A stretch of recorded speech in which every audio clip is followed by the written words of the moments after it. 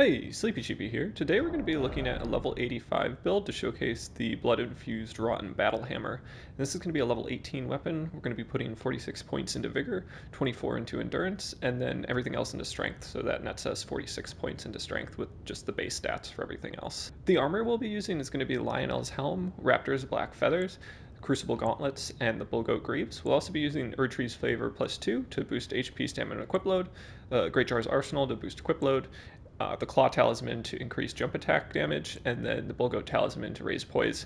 So we're going to be using the Raptor's Black Feathers, which also boosts jumping attack damage. So to make up for the lack of poise that we get with this armor set, we are using the Bullgoat Talisman, and that brings us to 84 poise. This weapon gets a B scaling in strength, so we're going to be using the Strength Knot tier as well as the Crimson Bubble tier, and those two together are going to be probably the best way to optimize for this specific setup. The moveset for this build is going to be pretty straightforward, lots of jumping attacks. I'm going to have a crouching attack that comes out pretty fast. Crouching L1 is going to be staggered, which can be nice. I definitely use that as a mix-up sometimes. And the light attacks are just going to come out as slashes, and then you have a slightly staggered regular L1. But really the jump attacks are going to be the main moves that we're going for, since we are using the Claw Talisman as well as Raptor's Black Feathers. And with that, we also have Raptors of the Mist as one of our Ashes of War, and then the other one is going to be Troll's Roar, which comes out kind of delayed and can be useful if you have aggressive opponents, and it just does this AoE damage splash that can be pretty nice just for mix-ups, also knocking over your opponent, and you get some hyper armor for it, which is great. That pretty much covers everything that I wanted to say about the moveset and the build. I also wanted to mention that I am still on that journey to hit 1,000 subscribers, so that would really help me kind of legitimize this content creation process and allow me to do it more frequently. So if you wouldn't mind considering subscribing, I'd really appreciate it. But yeah, that's all I've got. Let's go ahead and jump into the invasions. Alright, so jumping into our first invasion, we have what starts as a 2v1 and then ends up being a 3v1 with the presence of a blue. But we have a Phantom with the Radon Greatswords, as well as a host that's using Star Shower, but also has dual curved swords, which can definitely be a bit scary. And they have frost buildup on those curved swords, as well as Hoarfrost Stomp. So definitely need to be aware of where my frostbite meter is at, and then just kind of keep an eye out on the Radon swords. Since I'm using Raptors of the Mist, it's really beneficial to have a player using the dual colossal swords. That's going to be really great for landing Raptors of the Mist, because the recovery time after each attack is going to be fairly long, and especially if they go for 2 consecutive attacks, that's going to give me the opportunity to land Raptors of the Mist, which is much harder to land against something like dual straight sword setup, which has a fair amount of poise damage and comes out very quickly. The thing you need to worry most about with Raptors of the Mist is being knocked out of the air. So if they can attack you and then you land Raptors of the Mist in terms of the initial part, but then get hit by their follow-up attack before you can start your attack animation, then you're going to be knocked out of your attack animation and do no damage and basically just get hit. So that's kind of something to be aware of in terms of when to use Raptors of the Mist. It's really useful against people with heavy weapons, or if you can outpoise the attack that they land after they trigger the initial startup of the Raptors of the Mist. So really, I'm just trying to kind of run around and look for opportunities to land jumping attacks. I do manage to find one of those opportunities and land a jumping attack on the blue, and it turns out they didn't have too much health, so I was able to kill them there. And then we do have some, I think, probably stamina issues with the Phantom there, and I'm able to land a jumping attack there.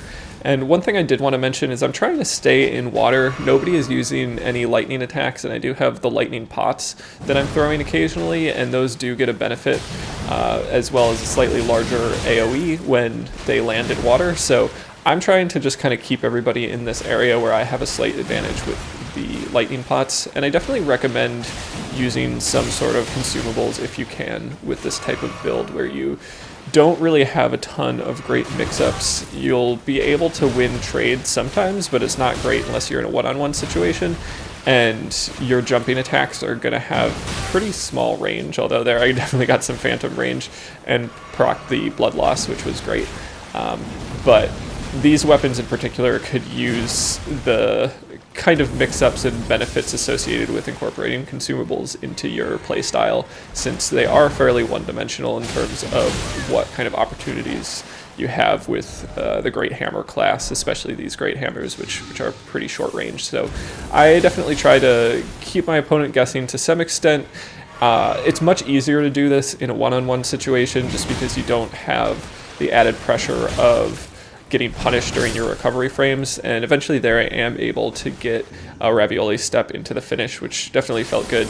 And that brings us to our next one, which is going to be a 3v1. It starts out looking like a 2v1. We have somebody with Moonveil and some spells, and then I believe there's somebody that with dual claw setup that shows up eventually, and then we also have a phantom just with a straight sword, I believe. So, or maybe a rapier, I'm not 100% sure. But if you look closely, there's a pot that's not normally there hanging out by the host and the phantom, and it will start moving eventually. Yeah, so that's how I realize that it's a 3v1, and I'm trying to play it a little bit carefully, but I do get hit by Moonveil from the back. I don't think I was aware that Moonveil was kind of in this battle until that point, and then finally the pot becomes a phantom and we do get some added pressure, so I think that I need to kind of get out of there and just regroup.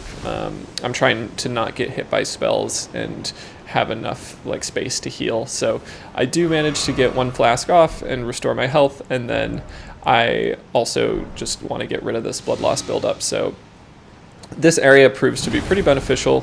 The person with claws is using Bloodhound Step, so I'm going to be trying to wait for them to start attacking me before I start going for my attacks, because I will be pretty susceptible to receive attacks if I'm stuck in my animation and they just Bloodhound Step away. So I am eventually able to get a couple hits off on them and manage to kill them, and I believe it was the rot buildup that killed them.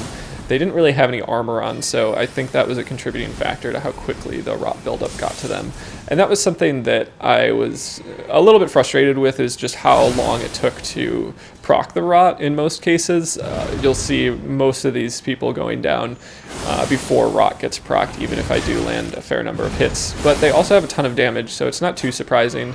And that was something as well that I just kind of grew to understand as I used this build more, was the blood loss buildup almost became a non-factor in many situations. In some cases it was great. If things were getting drawn out, it would be like an extra boost to damage, but the amount of time it took to proc blood loss was not beneficial in terms of the extra strength scaling that you would have gotten if you had just done a heavy infusion for these weapons. So I wanted to go for the blood loss because I just thought it would be kind of fun, but in terms of just raw damage output and the potential for one-shots, I would say strength infusion is going to be your best bet. So I am able to land a jumping attack there and just kind of avoid some of the hits from the Moonveil, and I do land the blood loss proc as well, but the jumping attack damage would have just been enough there.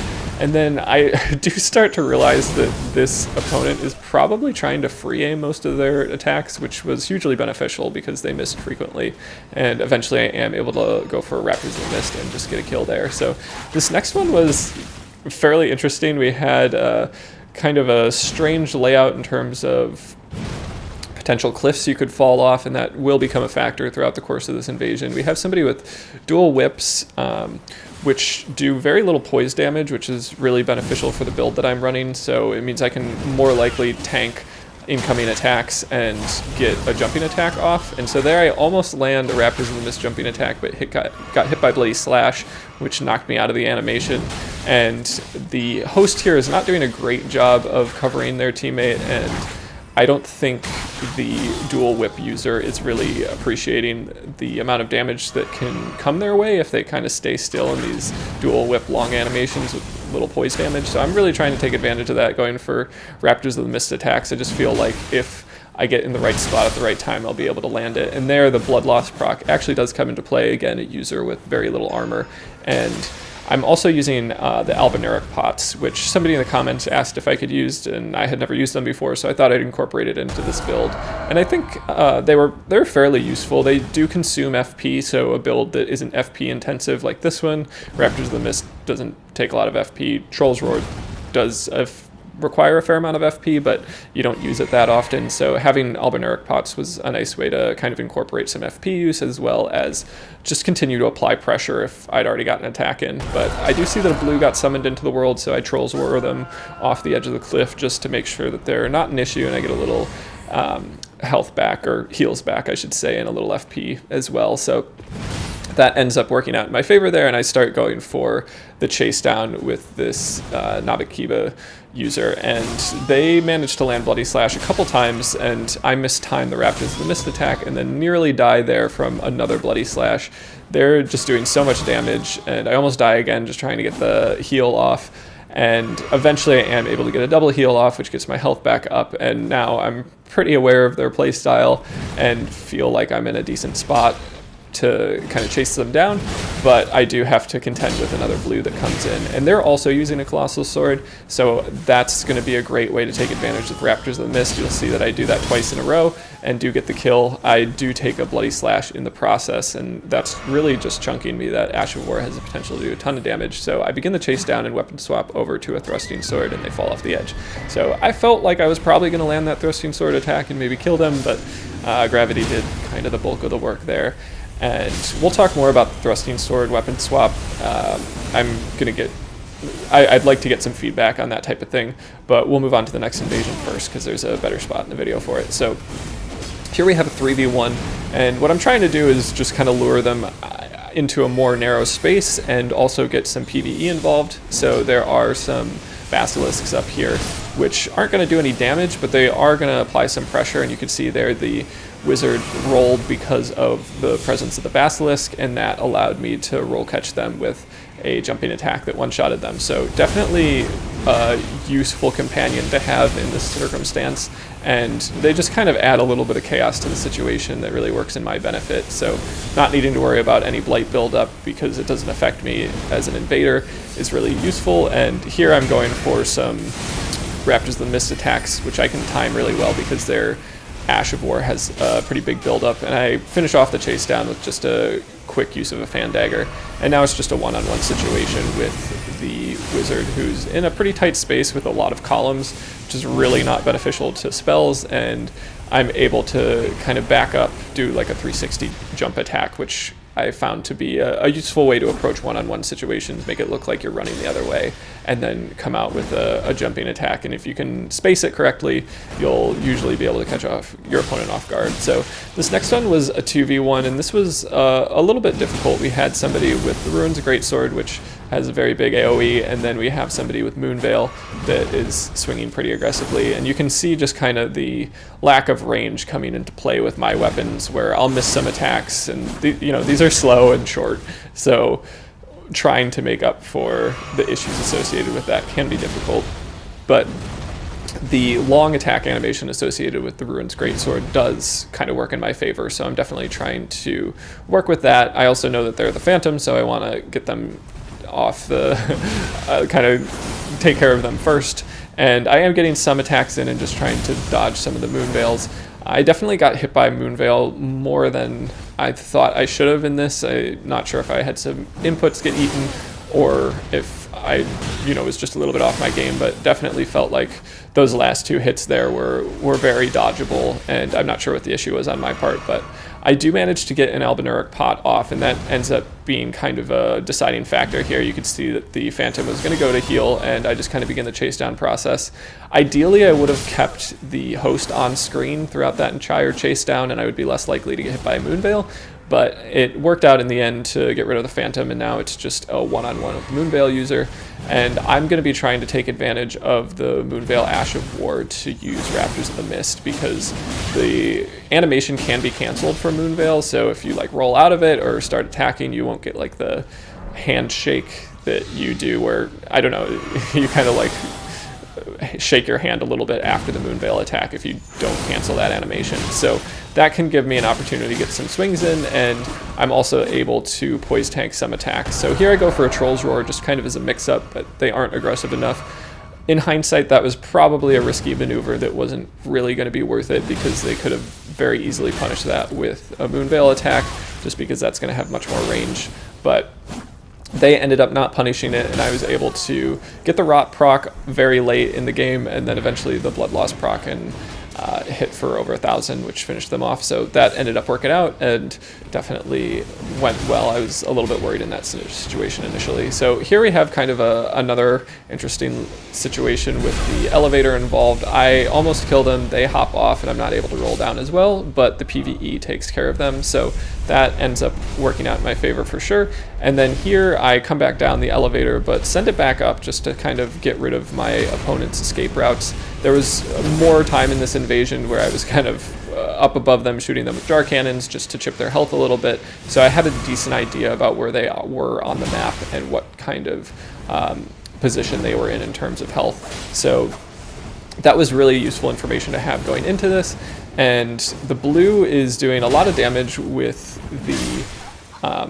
their Ash of War that kind of sends wind in your direction, but I am able to chase them down and they don't have a ton of health, and so I get it down to just a one-on-one situation and use an Albinuric pot to prevent this host from healing, and now they go for the elevator, but it's not up, so they are stuck in this kind of small space, and they're going for their Ash of War, which is not bad, but Troll's Roar has a little bit more range, so I'm able to avoid their Ash of War while getting in some damage for mine, and then also use Raptor's the Miss there to a little bit of failure, but the second time around I am able to use it successfully and then just get a few quick trades in, which is enough to win the invasion. And I think putting the elevator back up ended up being a deciding factor in kind of the ease of that last finish there. So next up we have a 2v1, and this one was a little bit challenging. We had somebody with Moog Spear, which obviously does a lot of damage, has a huge AoE in terms of the Ash of War.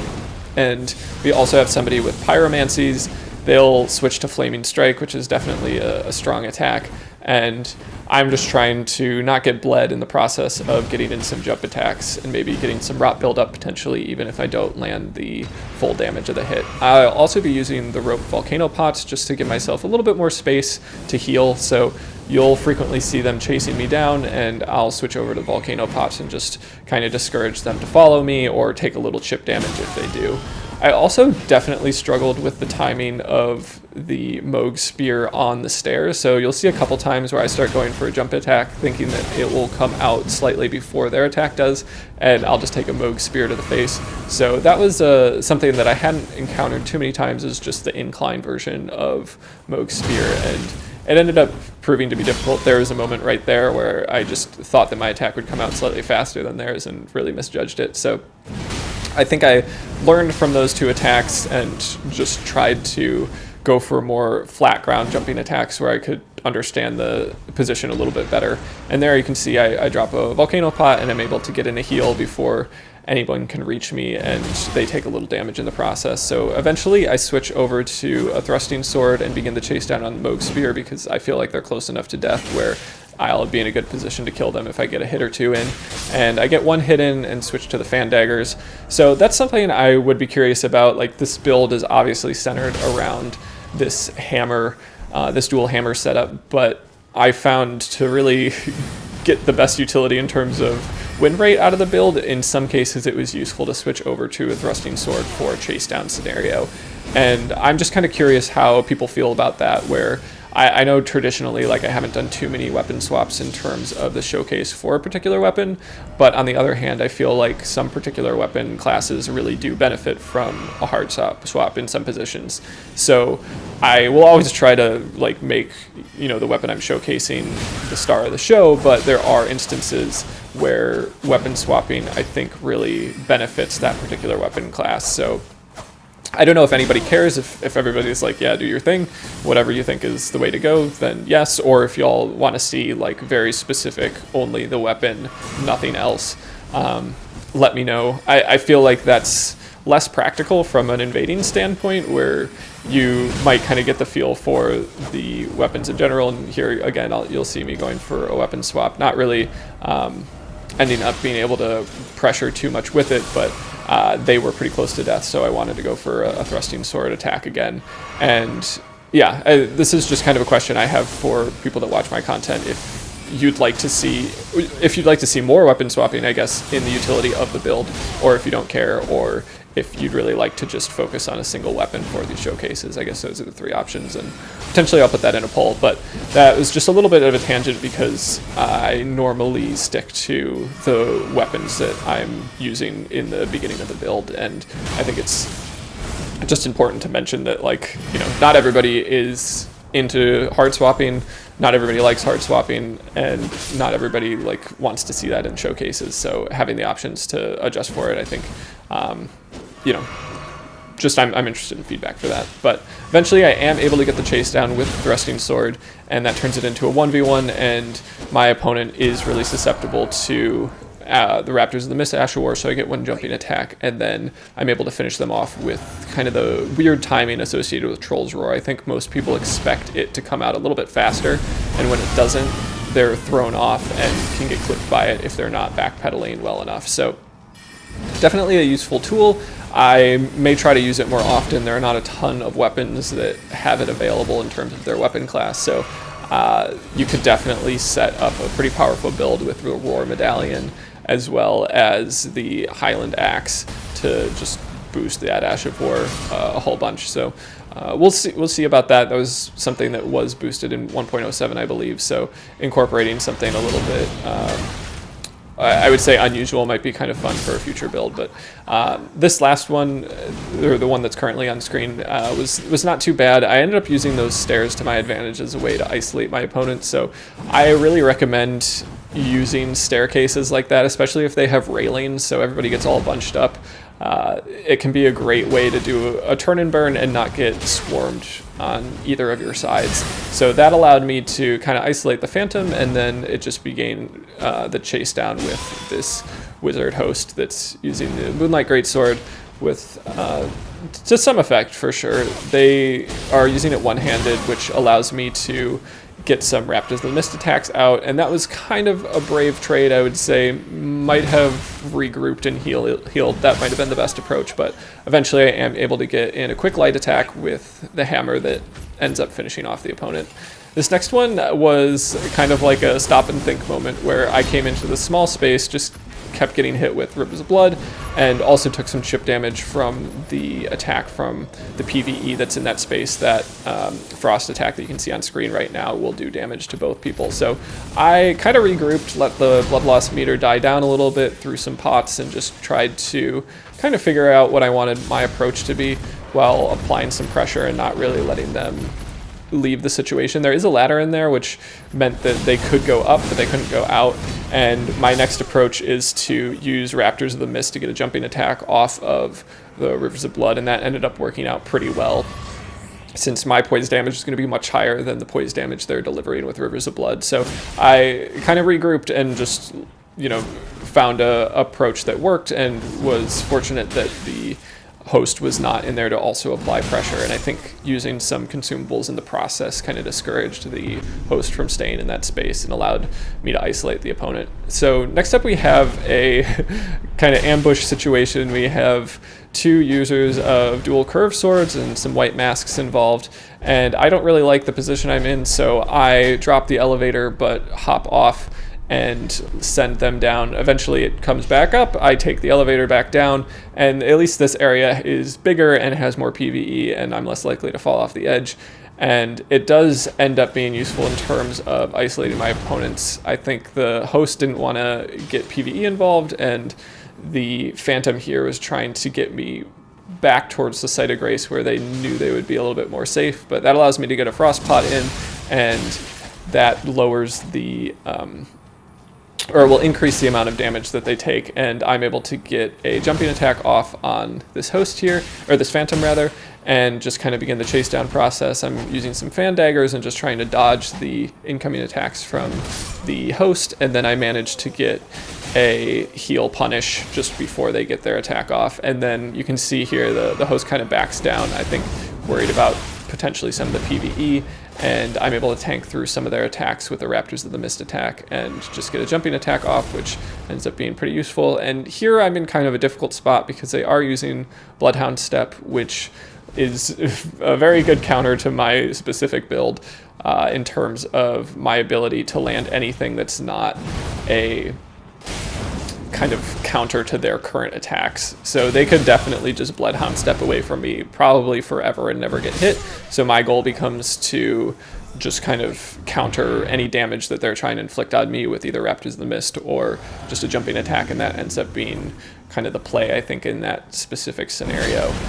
Next up, we have a 2v1, and we have a dual Vike Spear user that for some reason hasn't decided to keep their Estus full, and I'm able to land a quick Troll's Roar in, which definitely was nice. It can be useful to kind of be in a small space and use that attack, especially with its kind of delayed AoE.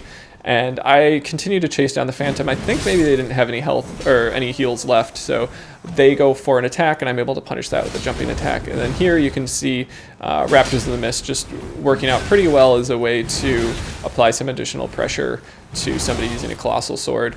And here I just kind of try to play unpredictably. I'm running around my opponent a little bit, using a lot of crouching attacks. I will go for a crouching light first, and that roll catches them, and then I go for a crouching L1, which comes out with the staggered attack, which is ultimately successful in terms of taking care of that opponent. So definitely try to use the full variety of your moveset, especially in one-on-one situations when jumping attacks are going to be pretty predictable and fairly punishable.